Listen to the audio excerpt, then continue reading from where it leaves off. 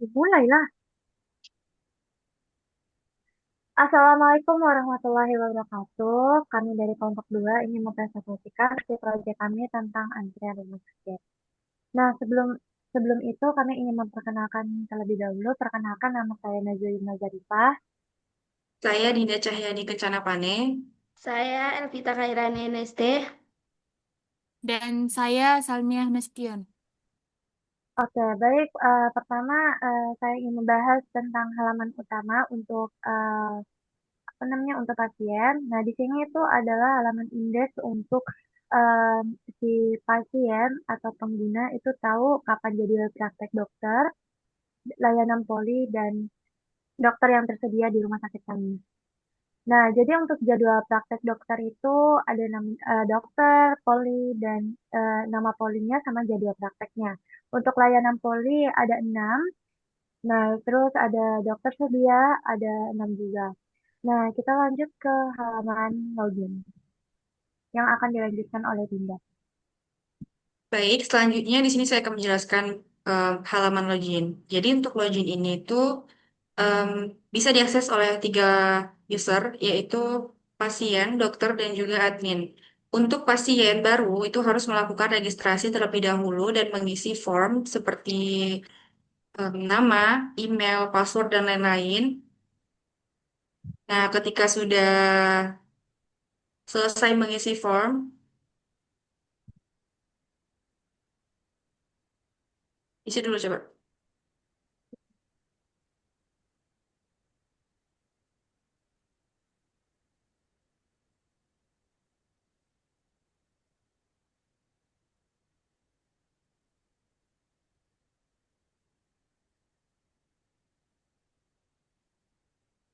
Nah, jika pasien sudah selesai mengisi form, maka halaman ini akan langsung berpindah masuk ke dashboard pasien.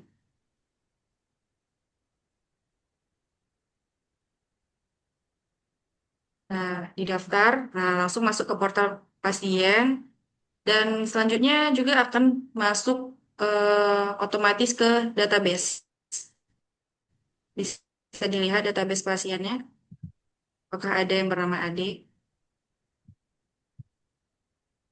Nah, untuk passwordnya di sini itu bersifat hash, jadi tidak sama seperti ini, seperti tadi yang diisi, karena admin juga nggak bisa lihat. Nah, selanjutnya balik lagi ke, nah di sini kami juga membuat fitur lupa password. Jadi untuk lupa password ini tuh hanya bisa digunakan oleh pasien karena password dokter dan juga password dokter itu dihandle oleh admin.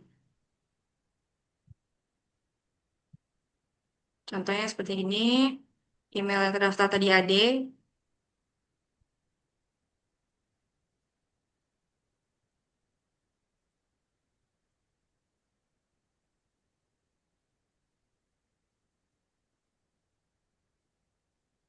Nah, ketika berhasil maka akan muncul tampilan password pasien berhasil di reset. Kembali ke login, boleh login lagi.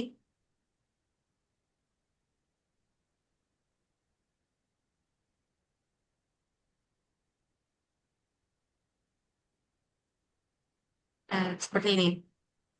Baik, selanjutnya akan dijelaskan oleh teman saya, Nezwa. Baik, ini adalah halaman utamanya si pasien di dashboardnya untuk kita bisa untuk mengambil antrian. Nah, di sini ada namanya menu-menunya yaitu ambil antrian. Yang pertama ambil antrian untuk pilih poli jadwal dokter. Nah, di sini kita bisa pilih poli, contohnya kita ke poli gigi. Nah, setelah itu di dalam form ini ada namanya jadwal dokter. Itu ada dokter, ada nama dokternya, terus harinya, terus jamnya kapan. Nah, setelah itu ada namanya keluhan ya. Keluhan, misalkan kita sakit gitu kan. Nah, setelah itu contohnya aja kita mengambil jam 2 gitu kan. Nah, setelah itu kita udah ambil antrian, setelah itu kita masuk ke konfirmasi dan ambil antrian. Nah, di sini ada pop up. Nah, dia bilang antrian Anda berhasil, nomor antrian nomor satu. Nah, dia akan masuk ke dalam antrian saya. Di sini udah ada apa namanya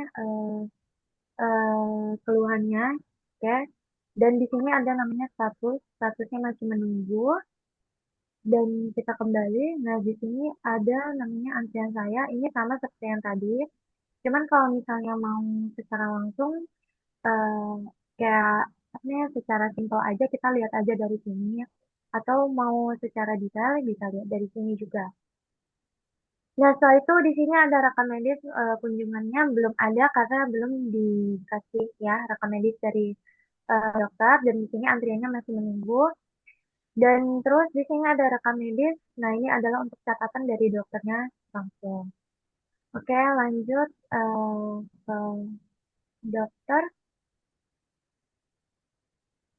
Baik, Oleh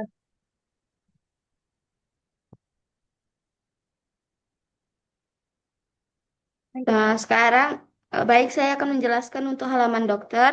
Yang pertama dokternya login dulu tadi, Dokter Surya.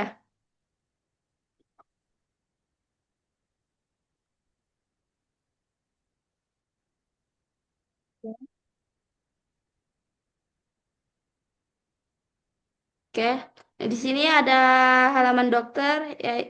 Di bagian halaman dokter ini ada dua menu. Yang pertama ada kelola antrian dan juga rekam medis.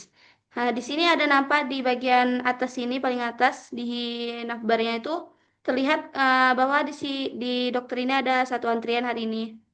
Untuk mengeceknya kita buka di kelola antrian. Ini daftar pasien yang antri hari ini. Terus selanjutnya dokter melakukan aksi yaitu panggil. Di dalam aksi ini nanti ada pop-up. Pop-upnya itu untuk mengisi keluhan dan diagnosa dari pasiennya. Terus catatannya juga, misalnya hmm, saraf akar.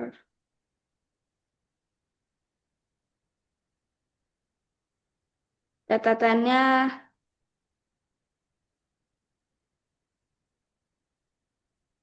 oke. Selanjutnya dokter melakukan selesai. Itu tandanya pasiennya sudah selesai ditangani.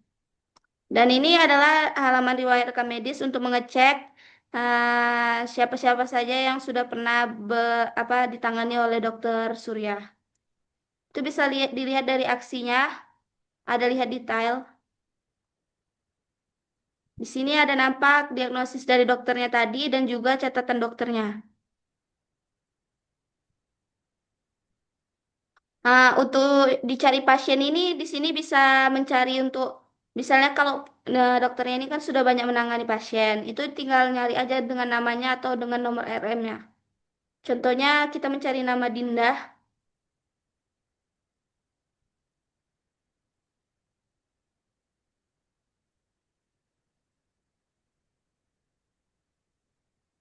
Oh enggak, Dinda nggak pernah berarti nggak ada pasien yang namanya Dinda di situ di riwayat dokter ini.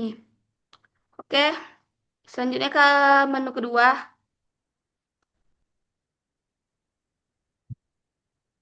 Itu sama aja kayak yang tadi riwayat rekam medis. Itu fungsinya untuk mencari pasien sesuai dengan nama ataupun nomor RM-nya. Kalau mau lebih simpelnya lagi itu dokter bisa langsung lihat dari sini. Dari luarnya ini ada di situ ringkasannya, ringkasan rekam medisnya dan juga ada antrian yang sedang berjalan. Di bagian paling bawah ini ada jadwal prakteknya. Dokter itu bisa lihat jadwal prakteknya setiap hari pada menu ini. Oke, selanjutnya akan dijelaskan oleh teman saya untuk halaman admin.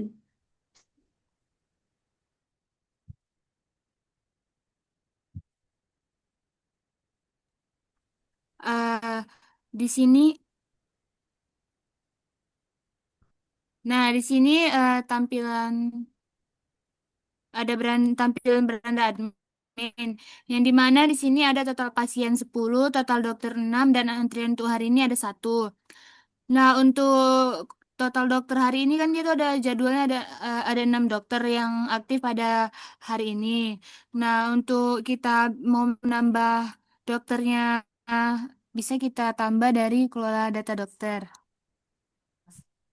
Ini tampilan nama-nama dokter yang 6 tadi, di mana salah satu dari nama-nama dokter ini itu bisa aja kita tambah, misal kayak ataupun kayak gini, misalkan nih dari kayak mana ya? Kita tambah nama dokter untuk hari ini, kayak misal namanya Elvita, Dokter Elvita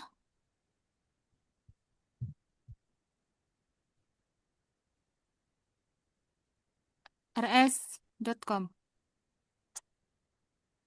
Untuk spesialis kita bikin dokter ini spesialis mata dan polimata. Untuk emailnya kita buat sesuai nama dari dokter tersebut. Untuk CP2 adalah kayak kode unik dari si dokter tersebut. Kita bikin kodenya 200. Nah, untuk password kita bisa bikin sendiri password yang aman untuk akun dokter. Nah, kita simpan. Nah, dia itu untuk dokter hari ini dia udah ada 7 kan, udah bertambah 1. Di mana misal kalau kita kembali di sini, di tampilan ini dia otomatis untuk jadwal dokter hari ini ada 7. Nah, di mana coba kembali kalau dokter. Di sini kan di daftar dokter ini ada nama, spesialis, poli, email, sip, aksi. Di, di aksi ini ada tombol button edit dan hapus. Yang dimana fungsi dari tombol edit ini, misal nih, kayak dari kita mau dokter Dinda. Kayak ini, edit ini fungsinya, misal si dokter Dinda ini dia tuh nggak aktif hari ini, jadi dia bisa digantikan oleh dokter lain. Tetapi untuk spesialis dan polinya dia tetap sama, cuman ganti nama dokternya saja ataupun ganti dokternya karena mungkin kemungkinan untuk dokter Dinda dia tidak bisa berjadwal hari ini ataupun ada halangan. Tuh, misal kita edit dia jadi dokter Mia, dokter dokter Dinda udah ada. Dokter Nazwa. Nah, dia tuh untuk spesialisnya tetap sama, saraf, polisaraf, spesialis ini. Emailnya kita ganti, karena sama itu, karena kita cuma mengganti nama dokternya saja. Kita ganti jadi 236.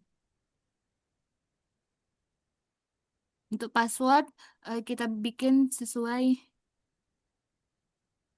email dari dokter tersebut. Oke, kita update. Nah, di sini dia sudah terupdate. Yang tadinya dokter Dinda, sekarang dokter Najwa. Nah, untuk button hapus tersebut, ini fungsinya itu misal nih dari 7 dokter tersebut ini kayak ada salah satu dokter yang dianya itu udah pensiun dari rumah sakit tersebut ataupun dia sudah tidak bekerja lagi. Jadi kita itu dari antara yang 7 ini kita hapus saja kan supaya datanya itu biar tidak tertimpa-timpa gitu. Jadi kita hapus saja satu. Misal nih dokter Luna kita hapus. Dokter Luna kita hapus. Mau beli mana, Pak? Dari luar. Oh, Nah, oke. Dia kan data dokter tersebut sudah dihapus kan supaya tidak tertimpa. Oke, kembali ke overview.